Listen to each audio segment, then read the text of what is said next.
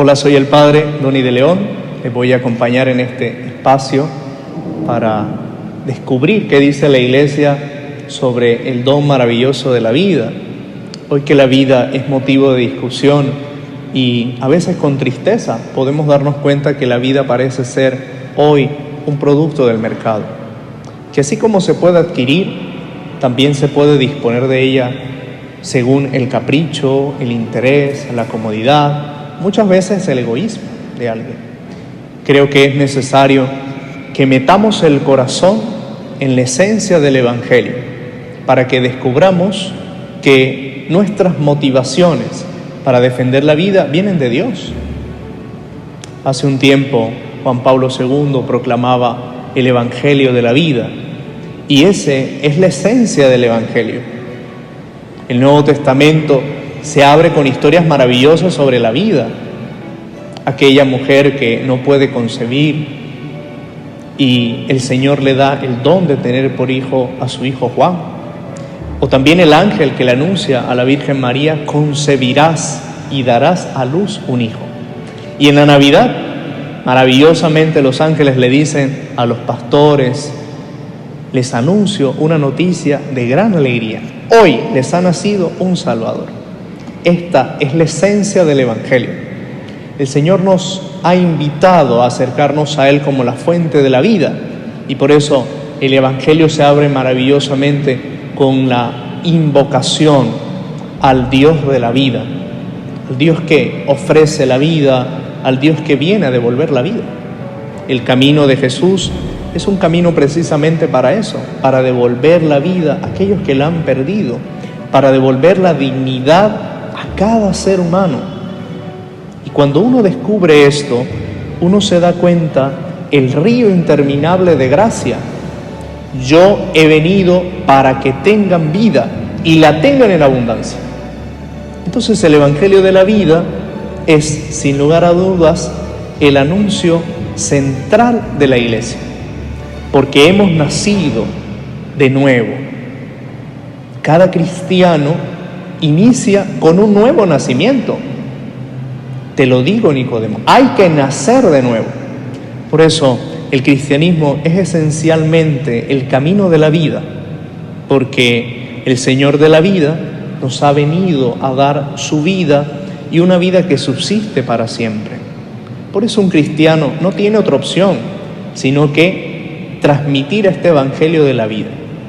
Y vamos a ir acompañados por Juan Pablo II, profundizando en esta verdad maravillosa.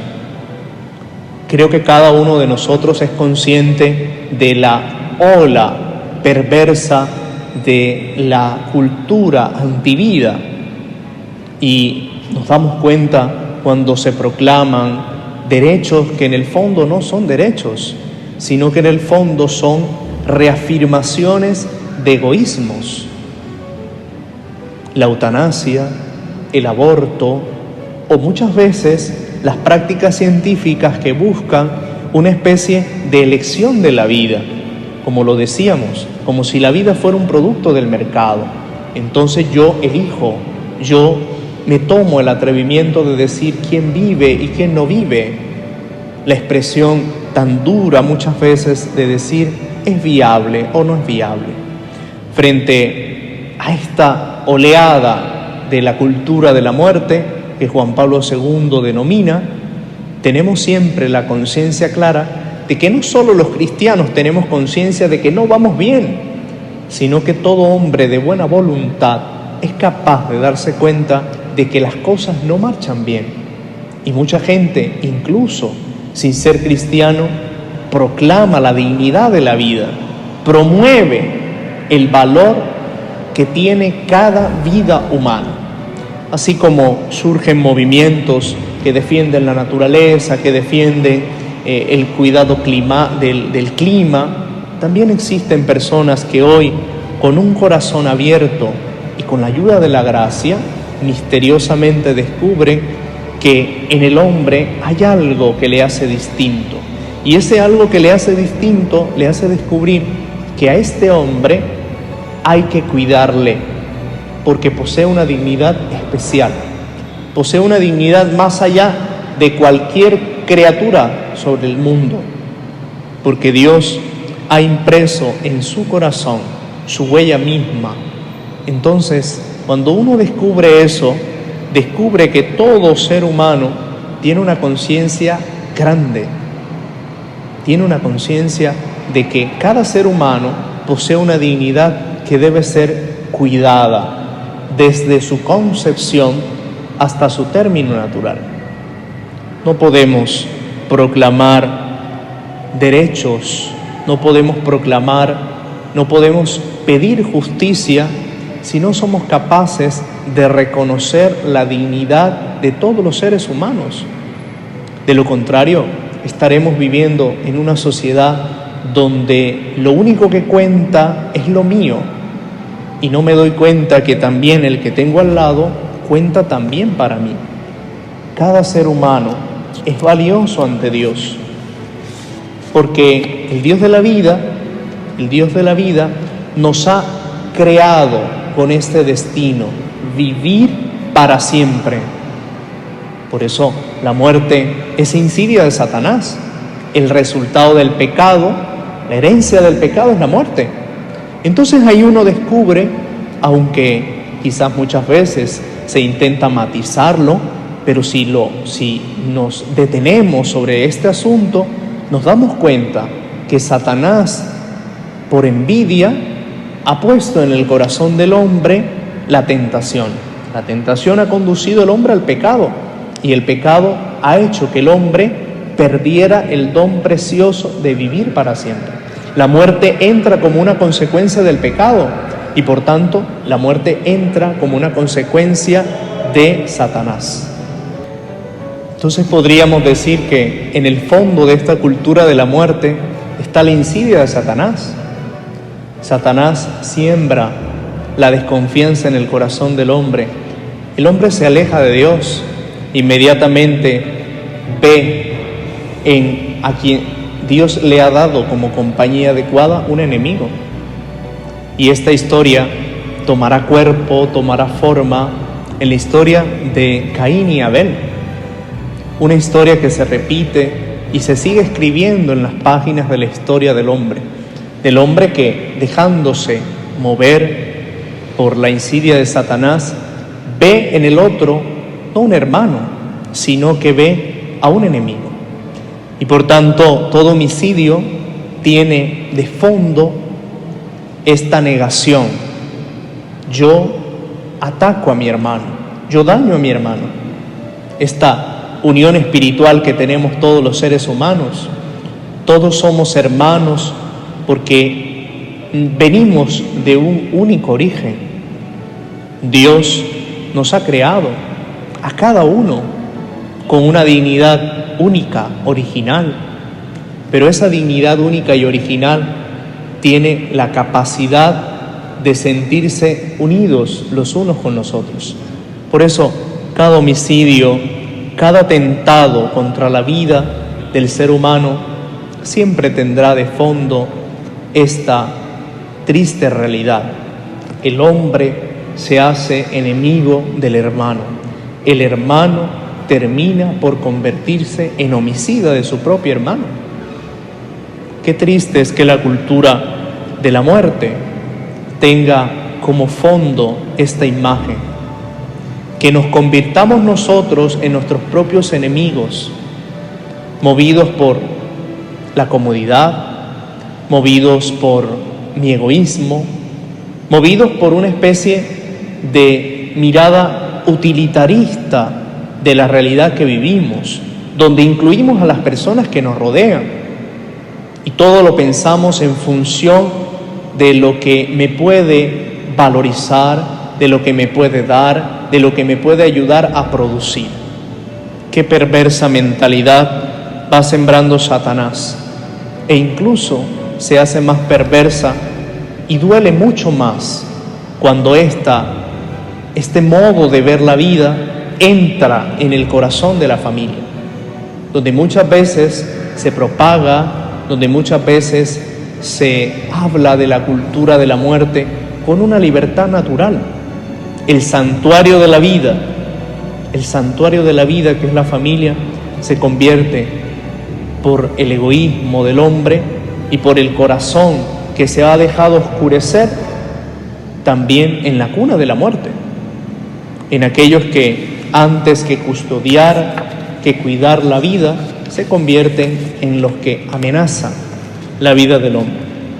Por eso, este tiempo es un tiempo dramático, porque a medida que avanza el tiempo, vivimos una especie de cultura que progresa, y es la cultura de la muerte.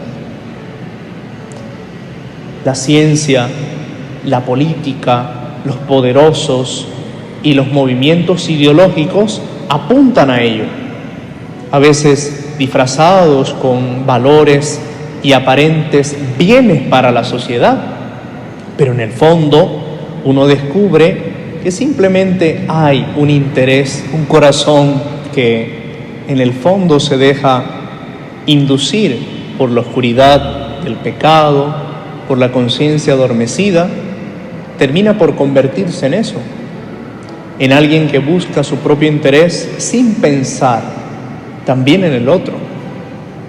Juan Pablo II señala que caminamos progresivamente a una cultura donde se pronuncia, se proclama y se defiende una libertad perversa, una libertad que busca un reconocimiento desconociendo el resto. Y yo busco mi derecho, olvidándome que así como yo tengo derechos, también el hermano tiene derecho. Y lo proclamo y voy gritando que se me reconozca, pero no me doy cuenta que mi derecho en el fondo no es mi derecho.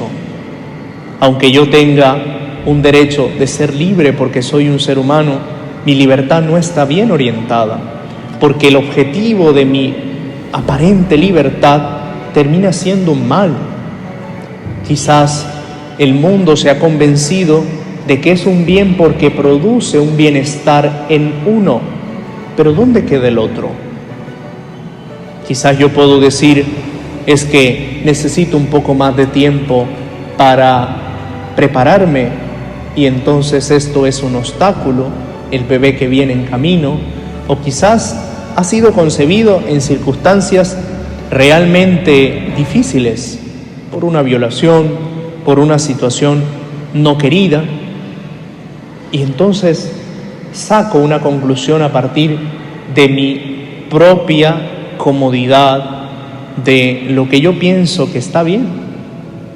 Una libertad perversa que en el fondo idolatriza el yo, lo que yo quiero, lo que yo espero, lo que yo deseo. Ese es el centro a partir del cual yo empiezo a configurar mi derecho. Es que yo quiero, yo puedo, yo necesito. Pero descubrimos que alrededor del yo hay también otro yo, ese yo de cada uno unido al mío se transforma en el nosotros de Dios. Yo he venido para que ustedes tengan vida y la tengan en abundancia. Entonces descubrimos la raíz de toda esta cultura de la muerte radica en lo que podríamos llamar el eclipse del hombre. El ser humano no solamente que ha dejado de valorarse así como Dios le ha creado y como Dios lo ha querido, sino que también se da cuenta a medida que avanza el tiempo de que esa desvalorización propia también es reflejada en la desvalorización del otro. La cultura del sexo seguro, la cultura del placer desenfrenado, se convierte luego en la cultura del uso. Yo me uso y después uso a los otros. Yo me daño y con facilidad daño al otro. Yo me desprecio y con facilidad desprecio al otro. Y entonces terminamos por perder el sentido de la dignidad altísima del ser humano, cada ser humano posee una dignidad grande. Tenemos en nuestro corazón la llamada a la eternidad y somos en este mundo reflejo de la gloria de Dios. No hay mayor dignidad en este mundo que esta. Tenemos en nuestra vida la huella de Dios.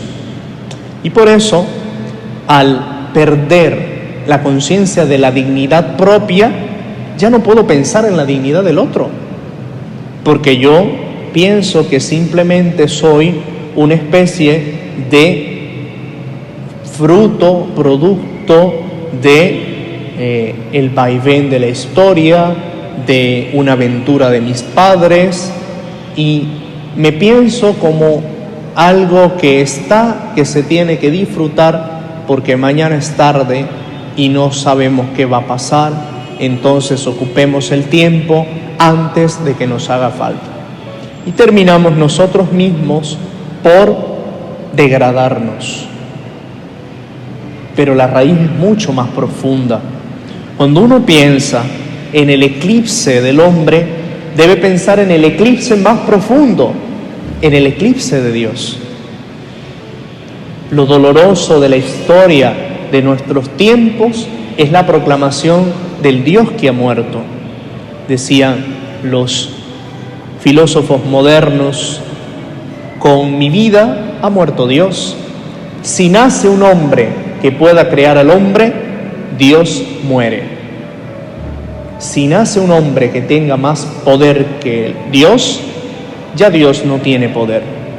La proclamación de la muerte de Dios ha sido sin lugar a dudas la catástrofe de la humanidad. Aunque se proclamaba con tanta alegría como el descubrimiento de la libertad nueva, pero no se dieron cuenta, como dice el Concilio Vaticano II, la criatura sin su creador termina por destruirse, por diluirse. Necesitamos de Dios. Y esta necesidad no simplemente es una necesidad meramente religiosa, sentimental. Necesitamos de Dios para incluso poner mi vida en orden, para incluso poner la vida de los demás en el lugar donde debe estar. Cuando se eclipsa a Dios, se eclipsa el hermano. Ya no es hermano, es enemigo. Y frente a este eclipse empiezan a surgir las falacias. Cuando descubrimos el eclipse del hombre y el eclipse de Dios, nos damos cuenta que el ser humano empieza a desentenderse del otro. Y de ahí recordamos nuevamente las páginas del Génesis. Cuando Dios le pregunta a Caín sobre su hermano, y Caín termina por responderle: ¿acaso soy yo guardián de mi hermano? En esa pregunta se encierra muchas veces esta especie de deseo de eludir la responsabilidad del otro, y a veces queriendo justificar con mentiras. Es la cultura de este tiempo. La cultura de la muerte muchas veces se defiende con ideología, sin ningún sustento biológico, sin ningún sustento científico. La pseudociencia hoy parece tener una especie de estrado, una especie de cátedra, donde puede enseñarle a la gente lo que es y lo que no es. Debemos recurrir a la ciencia real para darnos cuenta que nosotros mismos nos estamos engañando, que esta cultura no solamente es la cultura de la muerte, sino es la cultura de la mentira. Por eso Jesús nos ha dicho que no solo es la vida, sino que también es la verdad. Por eso, ¿qué debemos hacer para que esto tenga una contra? Juan Pablo II nos recuerda la necesidad de volver a Jesucristo. Solo el hombre que mira a Dios tiene la capacidad de descubrir que algo está bien o que algo está mal. Solo el hombre con conciencia de Dios puede darse cuenta que hay cosas que hay que corregir. Sin Dios no hay conciencia de pecado. Y sin conciencia de pecado, tristemente, vamos a la destrucción del uno al otro. No habrá salida.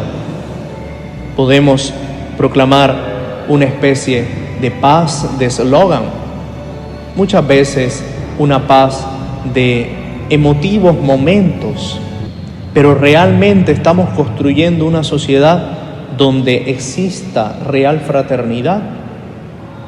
El Evangelio de la vida es una invitación a que cada uno de nosotros empiece a redescubrir lo precioso que somos delante de Dios.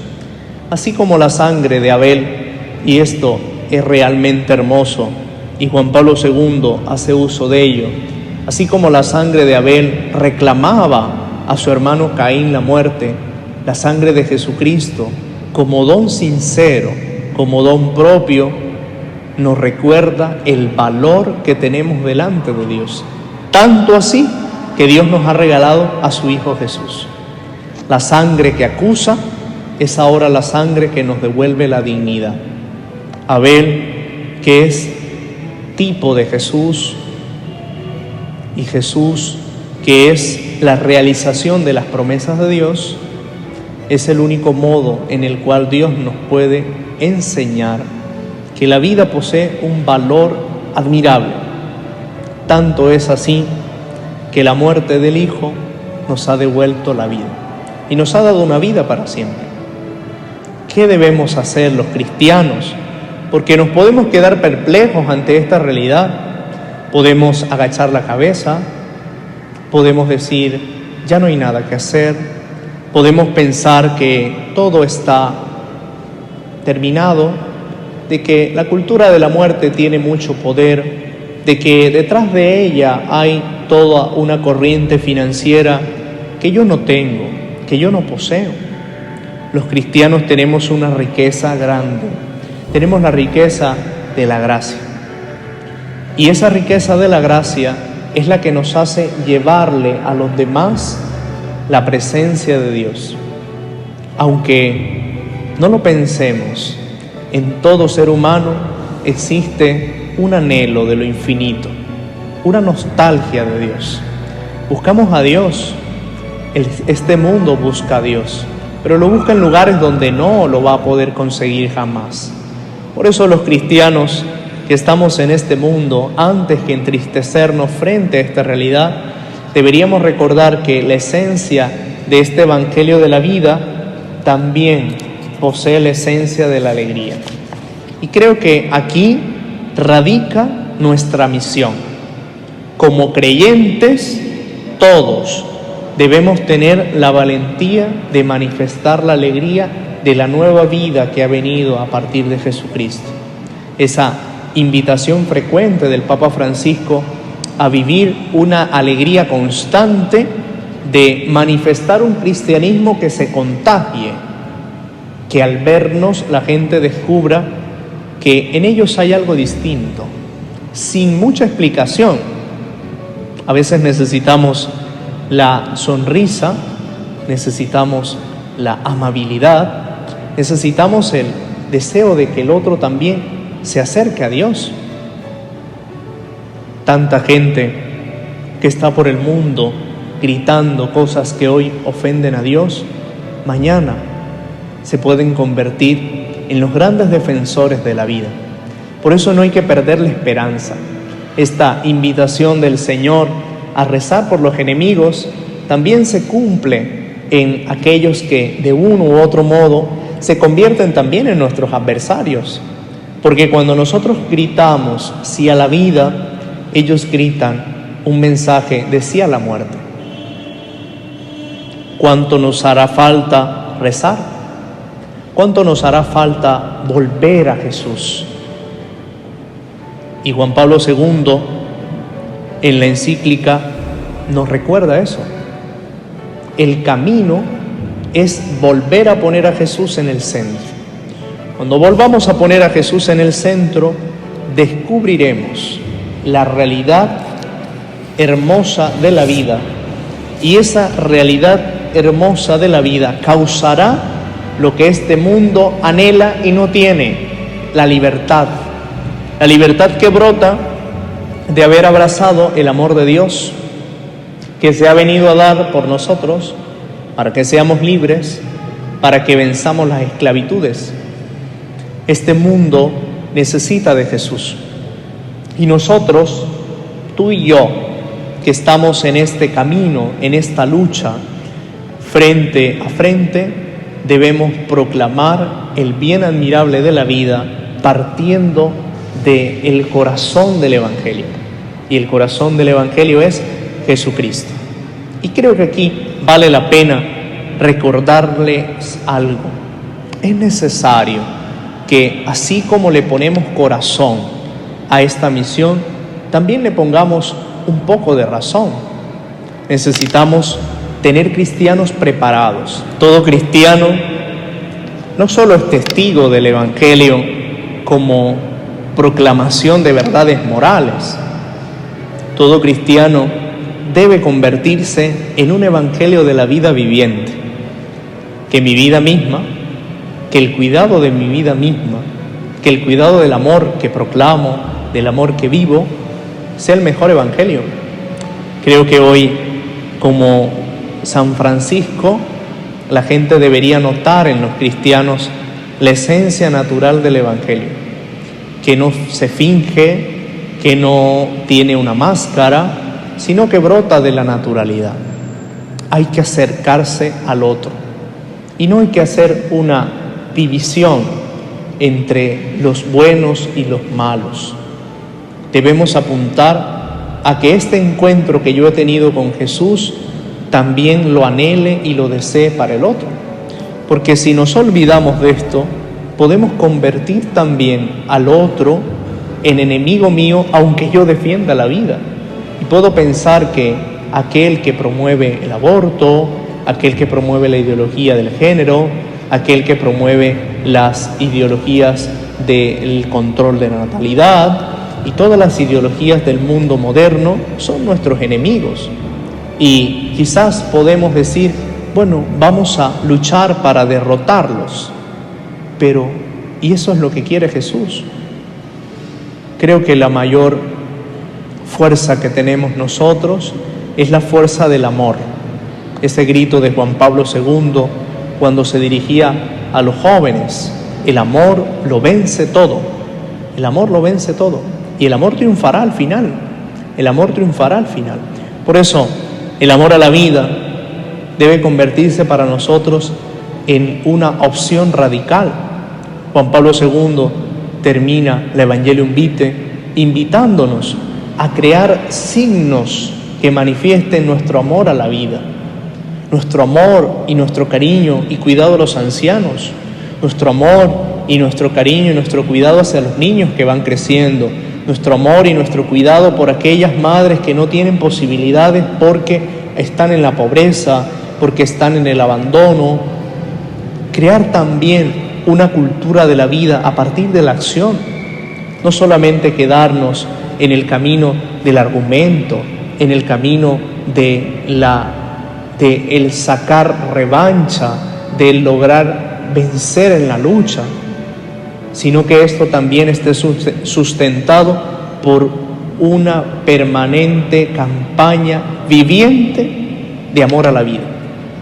Que en los cristianos se nos note un deseo profundo de amar y de defender la vida con obras. Y ahí podremos proclamar de modo real, vivo y verdadero aquellas palabras de Jesús que se traducen en cada cristiano: yo he venido para que tengan vida y la tengan en abundancia.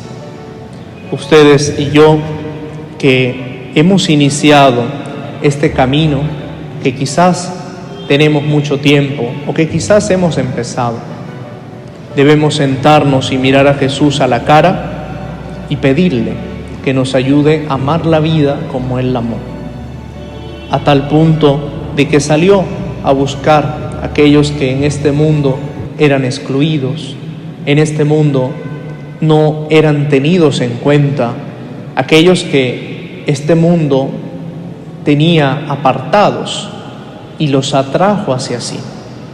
Que atrayendo a tantos hacia sí, nosotros nos demos a conocer que el mejor argumento para defender la vida sea un amor, una entrega, una donación de sí mismo. Así nuestro discurso tendrá un sustento poderoso, el sustento poderoso del testimonio. Jesús, con palabras y obras, proclamó el Evangelio. Que nosotros también, en palabras y en obras, anunciemos el Evangelio de la vida. Qué bueno sería que al terminar de escuchar y de ver esta pequeña motivación, ustedes también busquen aquellos documentos de la Iglesia, de modo especial Evangelium Vitae, que tan ricamente habla sobre la vida, podamos profundizar y podamos llevarlo a nuestra oración. Y el Señor de seguro pondrá más motivaciones,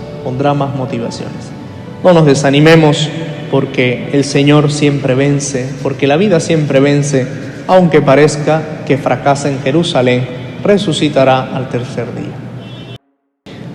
Les agradezco a todos ustedes este tiempo que se han tomado, no solo para escucharme, sino para dar testimonio de que aman la vida, de que quieren defenderla. Vamos a ponernos bajo el cuidado de la Madre de Dios, que no rechazó a su Hijo, no planificado, no esperado, pero sí querido, porque era de Dios, venía de Dios. Como todas las vidas en este mundo, tanto del que no nace como del que ya está en etapa avanzada, aquel que padece de alguna enfermedad, toda vida es querida. Y por eso yo te doy gracias porque te has tomado el tiempo de estar aquí hasta este momento. Te invito también a que me acompañes a rezar para que la buena Madre nos ayude a nosotros a vencer en este camino que Dios nos ha propuesto, y es un camino en el que no estamos solos, contamos con la gracia de Dios. Oh María, aurora del nuevo mundo, Madre de los inocentes, a ti confiamos la causa de la vida. Mira, Madre, el número inmenso de niños a quienes se les impide nacer, de pobres a quienes se les hace difícil vivir, de hombres y mujeres víctimas de violencia inhumana, de ancianos y enfermos muertos a causa de la indiferencia o de la presunta piedad. Haz que quienes creen en tu Hijo sepan anunciar con firmeza y amor a los hombres de nuestro tiempo el Evangelio de la vida.